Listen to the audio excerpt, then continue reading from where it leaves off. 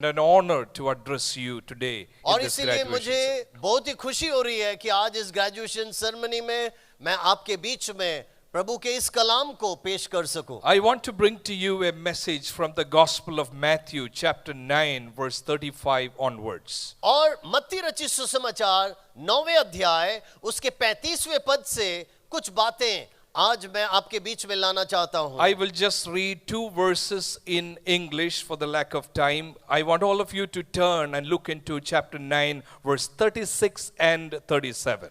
और मैं चाहता हूं कि आप सभी मत्ती रचित सुसमाचार 9वां अध्याय निकालें और उसका 35 से लेकर 37 तक। When he saw the crowds, he had compassion on them because they were harassed and helpless like sheep without a shepherd. Then he said to his disciples, the harvest is plentiful, but the workers are few. और 36वें पद से मैं पढ़ता हूं, और जन समूह को देखकर उसे लोगों पर तरस आया, क्योंकि वह उन भेड़ों की तरह पीड़ित और उदास थे जिनका कोई चरवाहा ना हो। तब उसने अपने चेलों से कहा, पकी फसल तो बहुत है, परंतु मजदूर थोड़े हैं। The most brilliant man who lived in the US, this is what is written about him.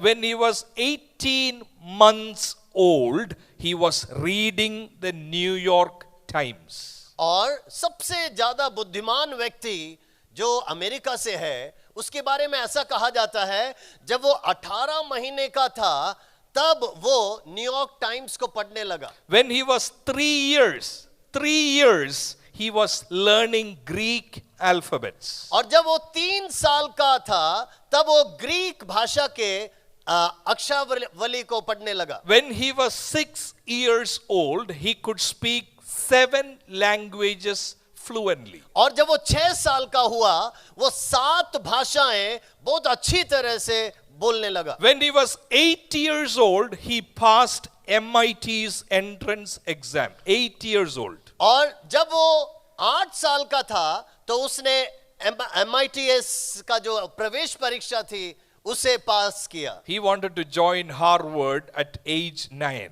और 9 की उम्र में हार्वर्ड यूनिवर्सिटी में प्रवेश करना चाहता था। University people said, you are too young, you have to wait. और यूनिवर्सिटी के लोगों ने कहा तू बहुत ही छोटा है तो तुझे इंतजार करना He पड़ेगा। joined Harvard at age 11. लेकिन आखिरकार 11 की उम्र में हार्वर्ड यूनिवर्सिटी में उसने ज्वाइन किया। At age 16, he graduated from Harvard University. और 16 की उम्र में हार्वर्ड से उसने स्नातक पाया। His IQ was between 250 to 300. उसका जो इंटेलिजेंट क्वेश्चन था, बुद्धिमत्ता थी, वो माना जाता है कि 250 से 300 स्तर तक था। Albert Einstein's IQ was only close to 200. और एल्बर्ट आइंस्टाइन जो साइंटिस्ट थे, उनका केवल 200 के आसपास था। Now we will ask, what happened? Pastor, who is this man? What did he accomplish in life? आप पूछेंगे, पास्टर ये कौन है? उसने अपने जीवन में क्या पाया? He died in 1944 at the age of 46 doing menial work, a clerical work in one of the offices. और 1944 में बहुत ही कम उम्र में, लगभग 46 की उम्र में, एक ऑफिस में एक छोटा सा कार्यालय में कार्य करता हुआ मर गया। Today we have worn the gown, everything, robe, all of it is there. आज यहाँ पर जो स्नातक पा रहे हैं, आपके ऊपर अपने अलग अलग परिधान या गाउन पहने, अलग अलग रंग के। What we will do in life? लेकिन जीवन में आप क्या करेंगे? Will we go out of this place next 20 years, live the same and finish? That's it. क्या यहां से निकलने के बाद अगला 20 साल आम आदमी जैसा एक जीवन बिताएंगे और खत्म हो जाएंगे? This most brilliant man's name is William Sidis. Nobody knows. If you Google it, his name is there. All these records are there. Nobody knows. He wanted to be obscure, living in the side edge, and he's gone.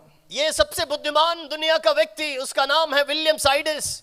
कोई उसको जानता ही नहीं, क्योंकि एक छोटा सा काम करते करते वो मर गया।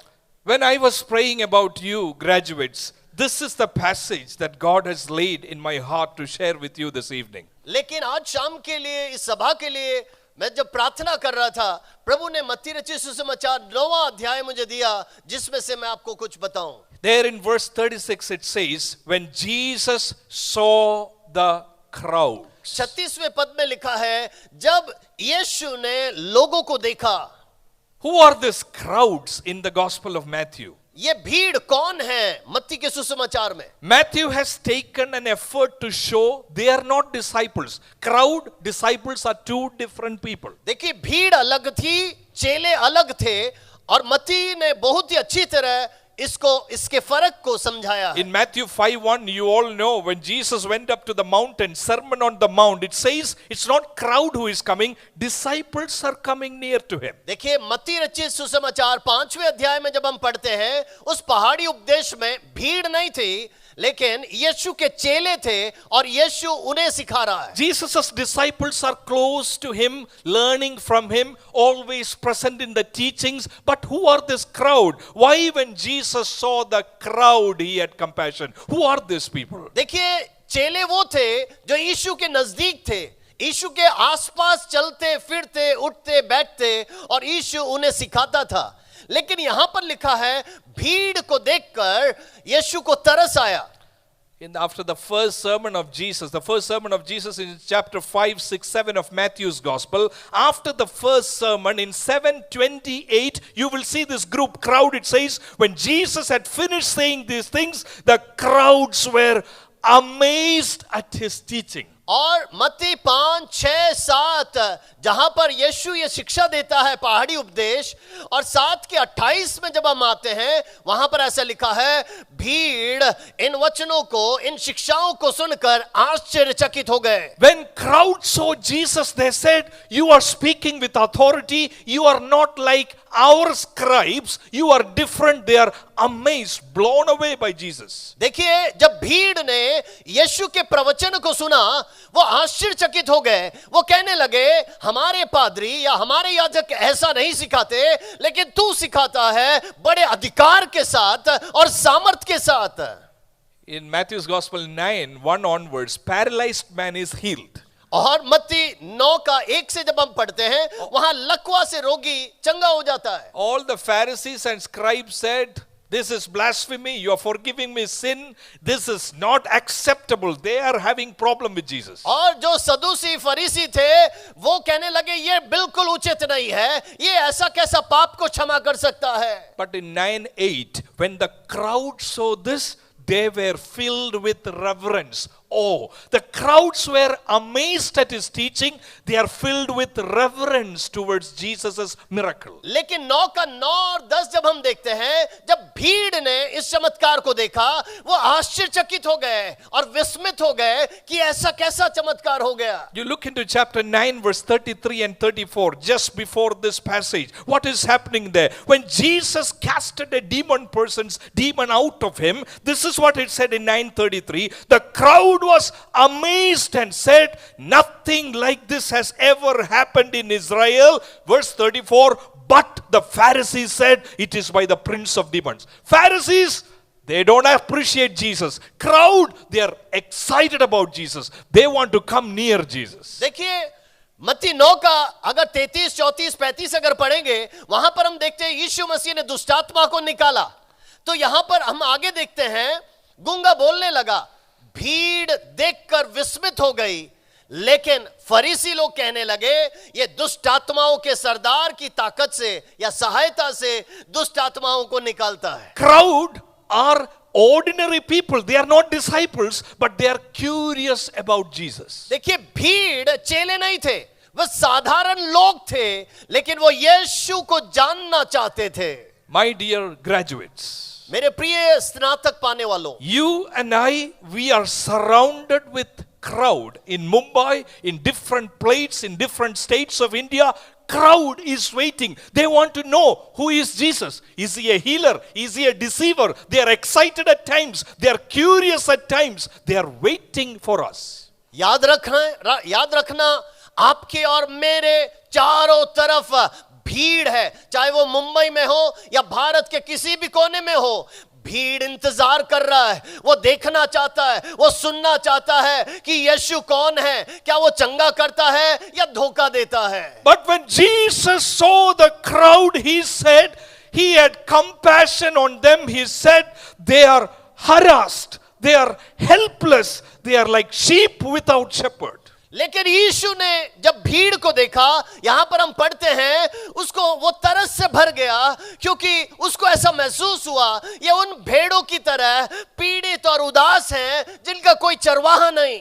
In India today, when Jesus looks around, all the crowd, excited, curious, want to know about Jesus, his heart is moved with compassion. These people are helpless, harassed. They are like sheep without shepherd. आज भारत की ओर जब यीशु देखता है, उसको ऐसा ही महसूस होता है कि भीड़ चारों तरफ है और वो यीशु को देखना चाहते हैं, यीशु का चमत्कार पाना चाहते हैं, लेकिन वो पीड़ित और उदास हैं क्योंकि उनका कोई चरवाहा नहीं।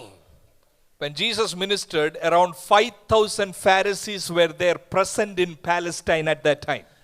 फलस्तीन में जब यीशु ने प्रचार किया, माना जाता है लगभग 5,000 फरीसी वहां मौजूद थे। They are the religious leaders. वो धार्मिक अगुवे थे। They are the shepherds. और वो चरवाहे माने जाते थे। In India, there are many pastors. याद रखना, भारत में बहुत सारे पासवान हैं। There are many Bible colleges. और बाइबल कॉलेज बहुत हैं। There are many preachers. बहुत सारे प्रचारक हैं। But the same word is still relevant today. लेकिन यही वचन मेरे और आपके लिए और सबके लिए यथार्थ है। 5,000 Pharisees are there, but Jesus said, this crowd, they are people without help, without shepherd. They need help. They need leader. They are having leadership crisis. इस भीड़ के चारों ओर 5,000 फरीसी थे, लेकिन फिर भी यीशु क्या कहता है?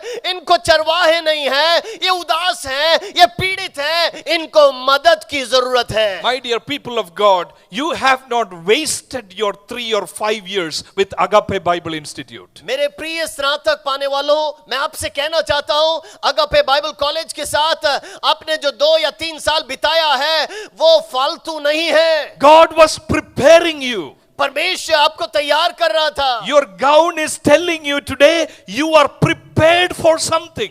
आपने जो चोगा पहना है वो ये कहता है कि आप किसी चीज के लिए तैयार हो चुके You are हैं। prepared for the crowd.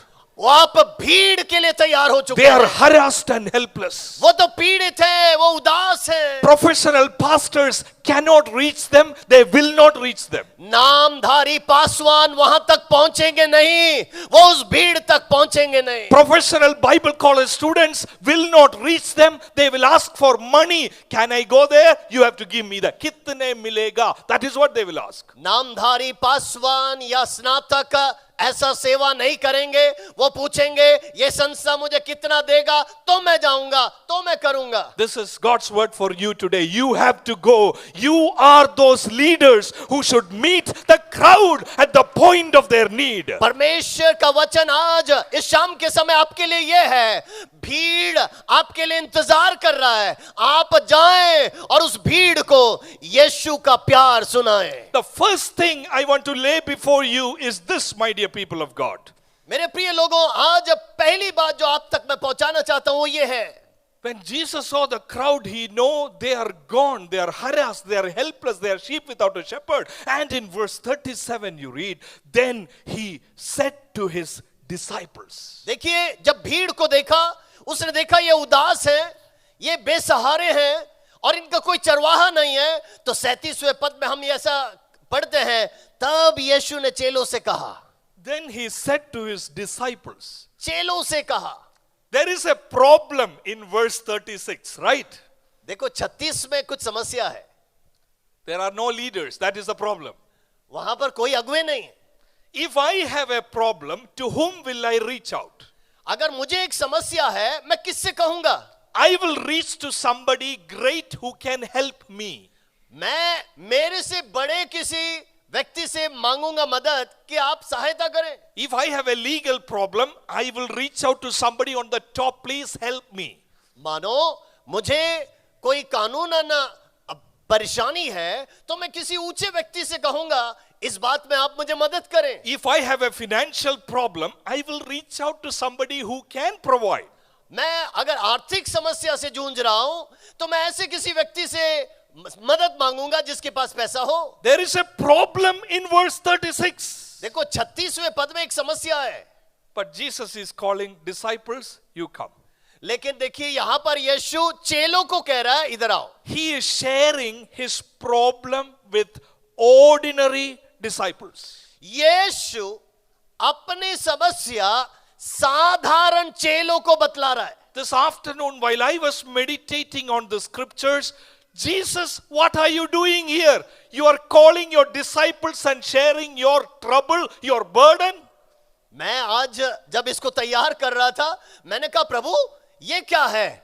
तू इतना महान परमेश्वर, लेकिन साधारण चेलों को तू बुला के कह रहा है आओ मेरे पास समस्या है. And who are these disciples? ये चेले कौन है? In Matthew 4, Peter, Andrew, Zebedee's sons, and in chapter 9 onwards, one of them is Matthew, the tax collector. Because Jesus had food with them, lot of problem happened. आप याद रखा ये सब चेले कौन है? मत्ती है, जब्दी के पुत्र है, जो कि इस मत्ती में 4-9वें अध्याय में उनका वर्णन लिखा है, जिनके बीच में समस्याएं थी. Jesus had food in Matthew's house. Because of that, Pharisees and all said, what kind of teacher you are? You are eating with all these tax collectors and sinners.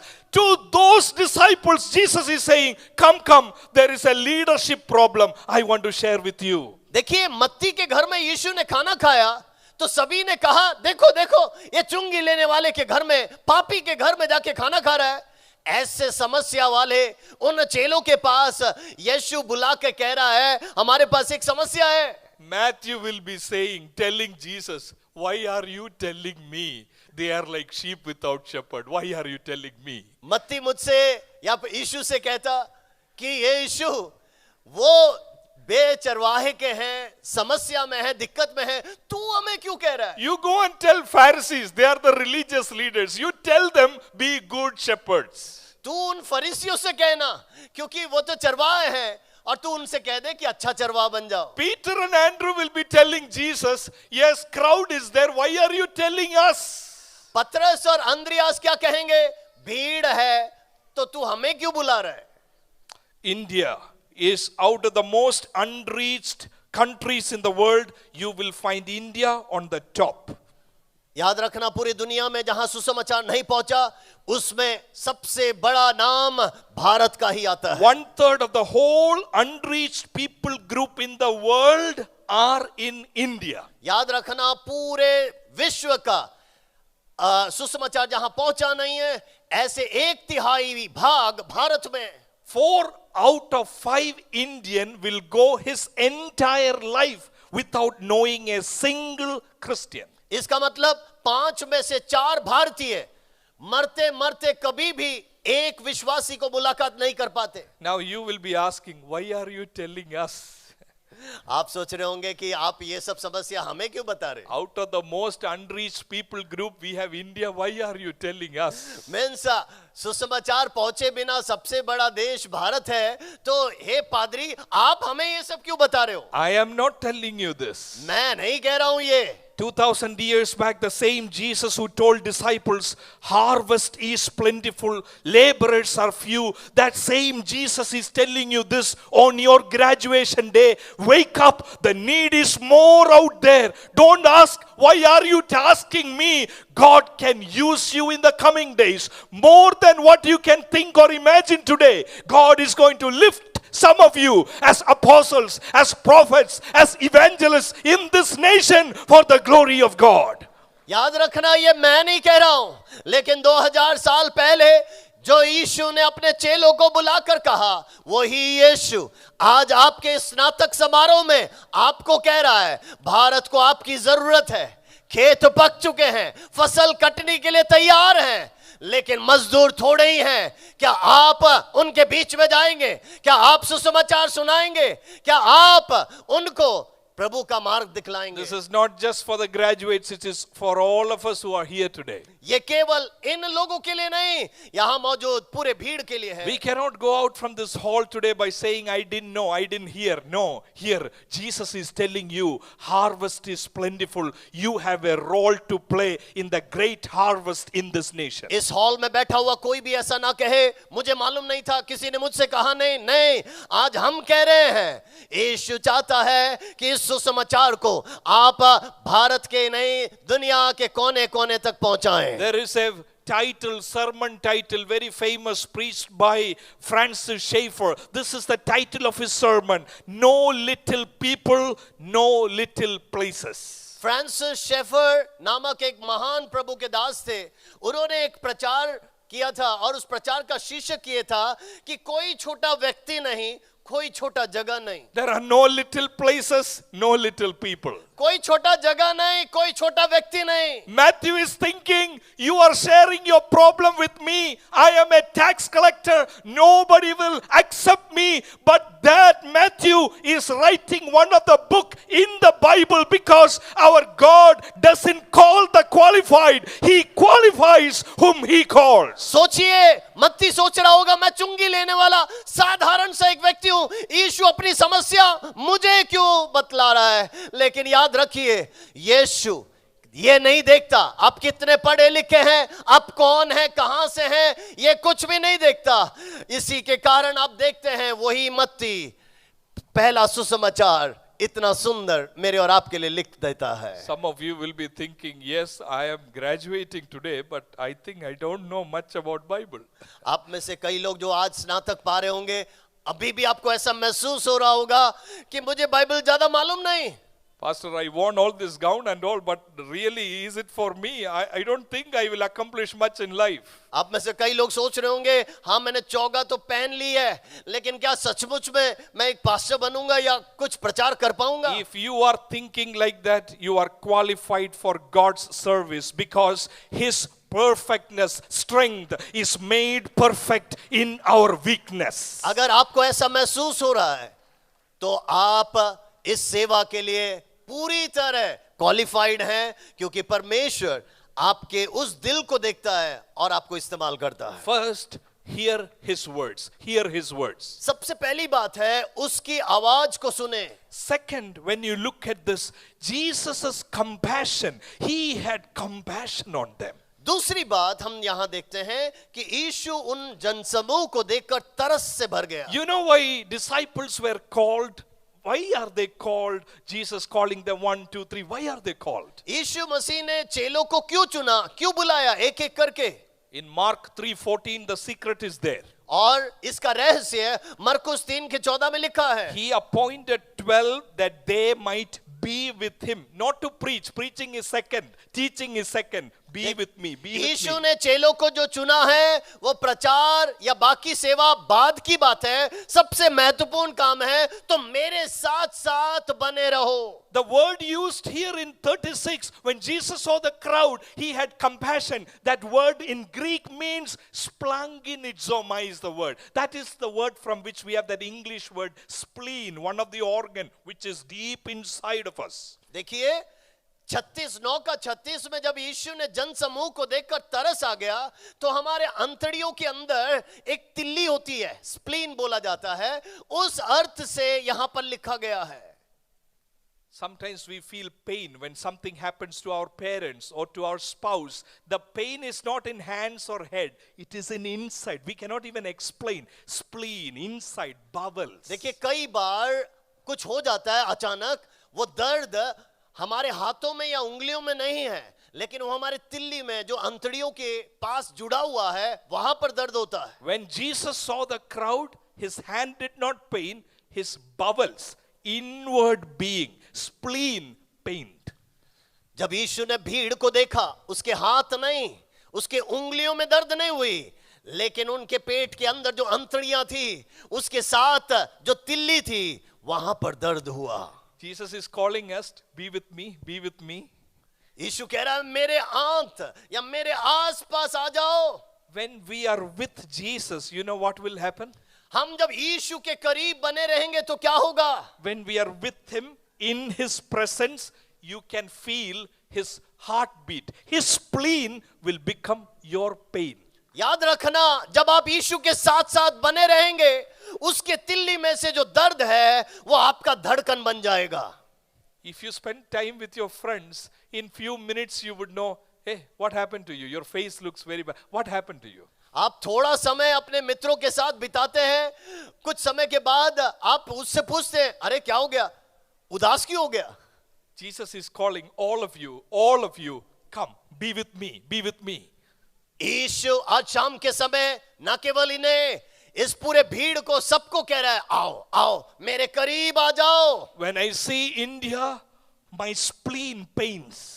जब मैं भारत को देखता हूं, मेरे आंतड़ियों के अंदर का तिल्ली तक दर्द महसूस करता. As Agape Bible Institute graduates, when we get closer to God, that heartbeat becomes our heartbeat. स्नातक पाने वालों, मैं आपसे कहना चाहता हूं, जब आप यीशु के करीब और करीब जाएंगे, आप उस बंधन को महसूस करेंगे. There is a prayer of a godly lady which I want to read out here. Listen carefully. और एक बहुत ही धार्मिक प्रभु की दासी थी, उनका प्रार्थना बहुत ही विख्यात है, जो मैं पढ़कर बताना चाहता हूं. This is what she prayed. Lord, if I adore you out of desire for heaven, knock me out of heaven.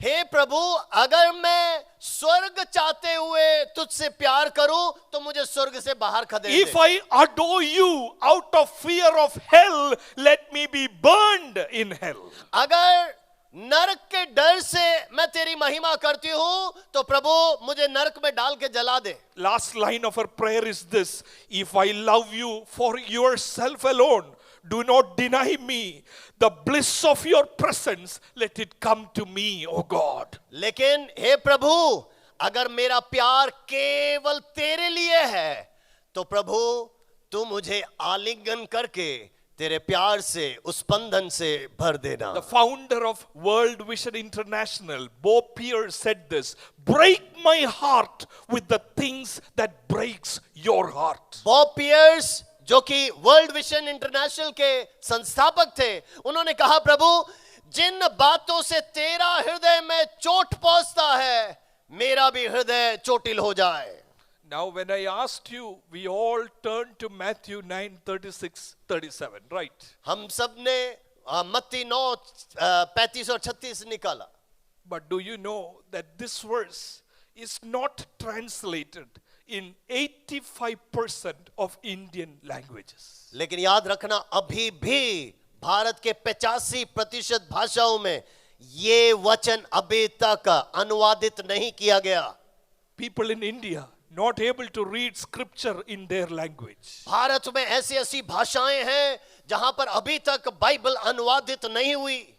75% of world population lives in areas with severe religious persecution. इसका मतलब 75% लोग विश्व भर के वो ऐसे जगहों पे रहते हैं जहां पर सताव है. When people are without Bible, the heart of God, the spleen of God breaks and moves. जब लोगों के पास अभी तक भी ये बाइबल पहुंचा नहीं है, परमेश्वर का हृदय बहुत ही खेदित होता है, When चोटिल होता है. pastors are persecuted, taken into prison, the spleen of Jesus moves. जब पासवानों को सताया जाता है, मारा पीटा जाता है, उन्हें जेलों में बंद किया जाता है, परमेश्वर के हृदय में दर्द पहुंचती है. Again, the question you are asking would be, why are you telling me this? आप में से कई लोग पूछेंगे या सोचेंगे, आप ये सब बातें हमें क्यों बता रहे हो? Jesus told disciple that compassion should be your compassion when you go out into the mission field. यीशु मसीह ने कहा चेलों से कि तब जब तुम बाहर निकलोगे, भीड़ को देखोगे, वही तरस आपके हृदयों में भी आने पाए. Hear his words. उसके वचनों को सुने, Share his heart.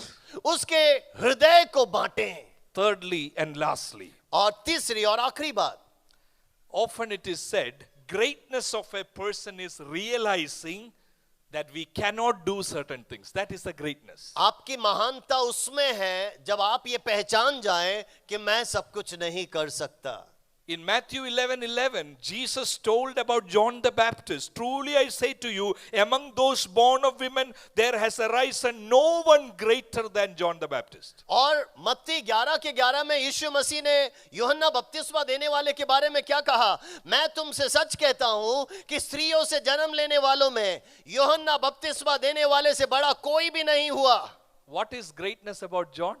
अब यूहन्ना बपतिस्मा देने वाले के बारे में महानता क्या है? In John 1:19 onwards, it is very clear what is great about John. अब यूहन्ना के बारे में महानता क्या है, वो यूहन्ना रचित सुसमाचार 1:19 से हम पढ़ सकते हैं। In verse 20, I am not Christ. वो कहता है कि मैं मसीहा नहीं हूं। They asked, then who are you? लोगों ने पूछा फिर वो कौन है? Are you Elijah? क्या तू एलिया है? John is saying, I am not. यूहन्ना बपतिस्मा देने वाला कहता है मैं नहीं हूं। Are you the prophet? क्या तू भविष्यवक्ता है? I am not. मैं नहीं हूं। Jesus is saying, this is great.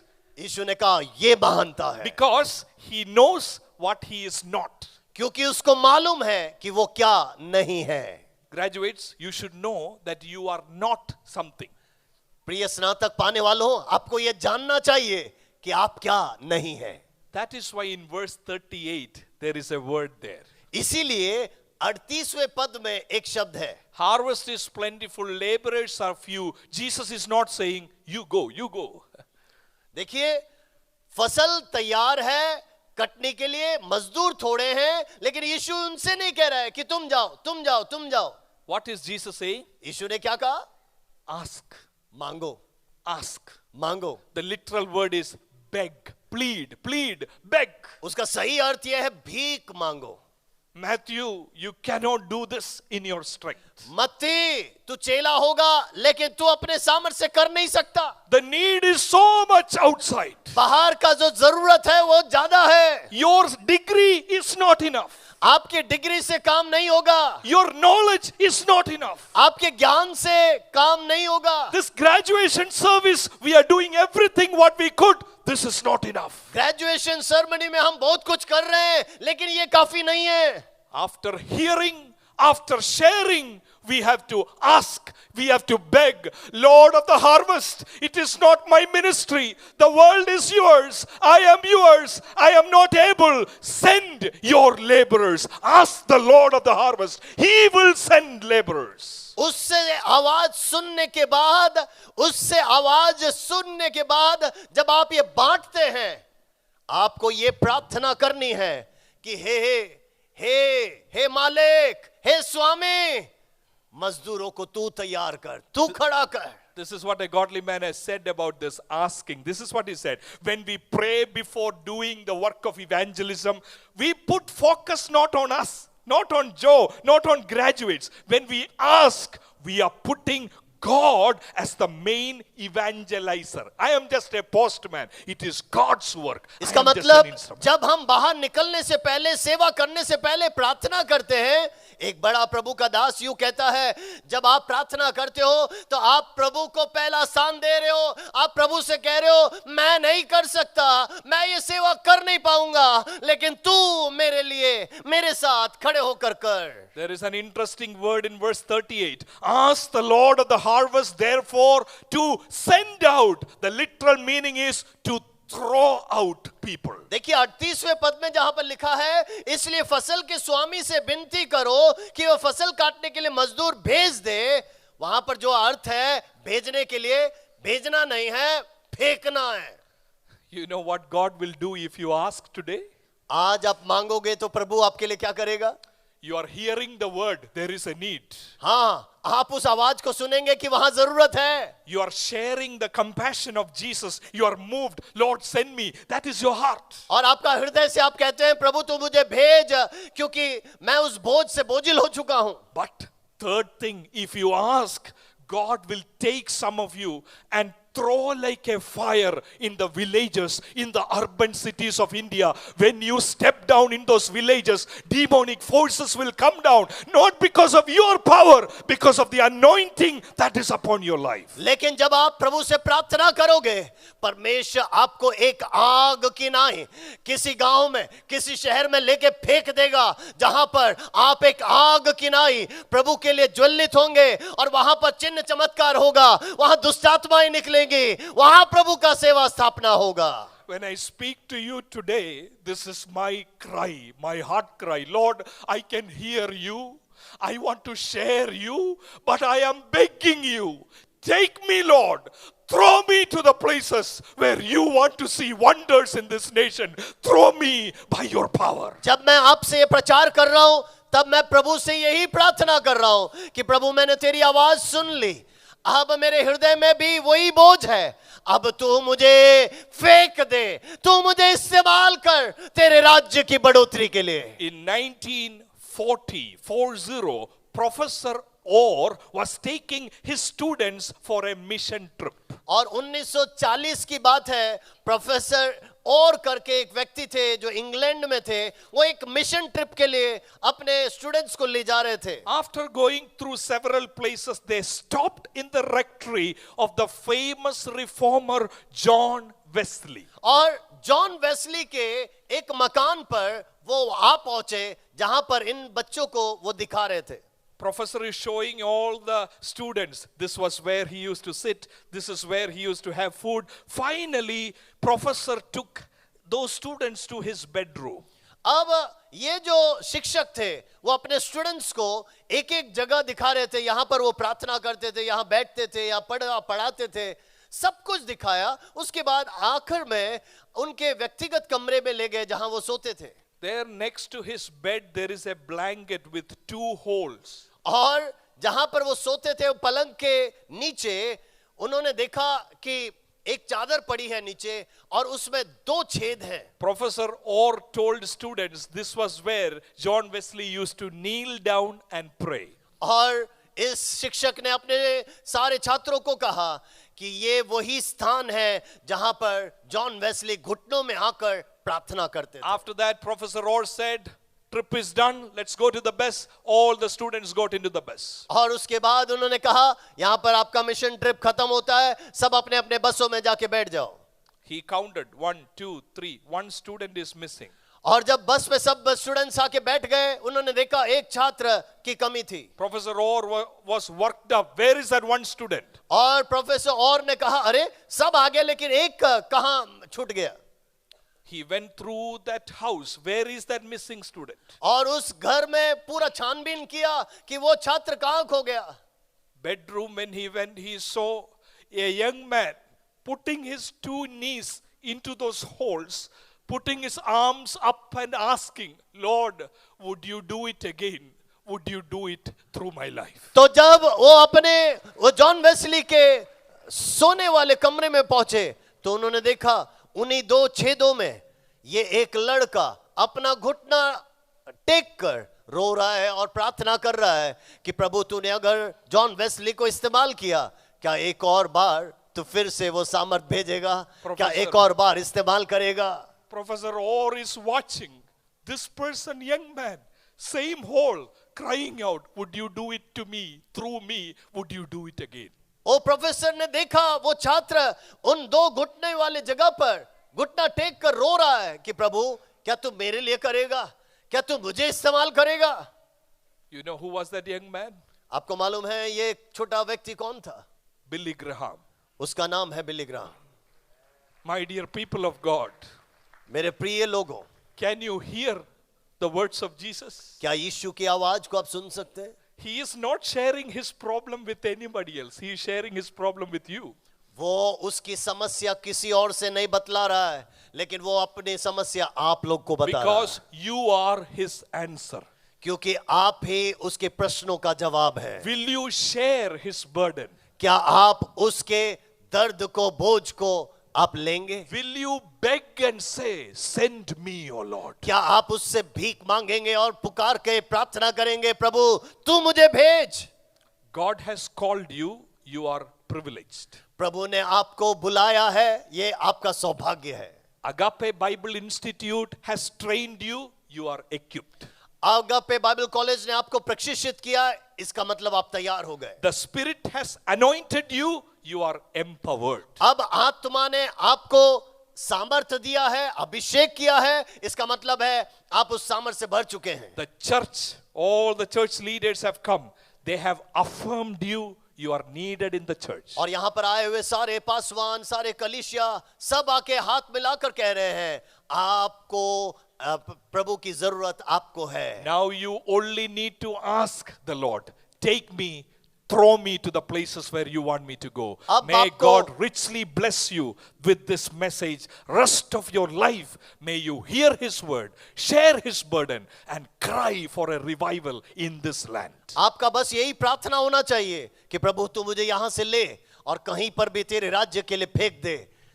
मेरा यही प्रार्थना है, प्रभु की आवाज सुने और उसके स्पंदन के इस बोझ को ले ले और उसके लिए भारत के किसी भी कोने में जाकर सेवा करें, उसके नाम की महिमा करें। यही मेरी प्रार्थना है। God bless you all. Have a congratulations to you. आप सभी को शुभकामनाएं, प्रभु आशीष दे।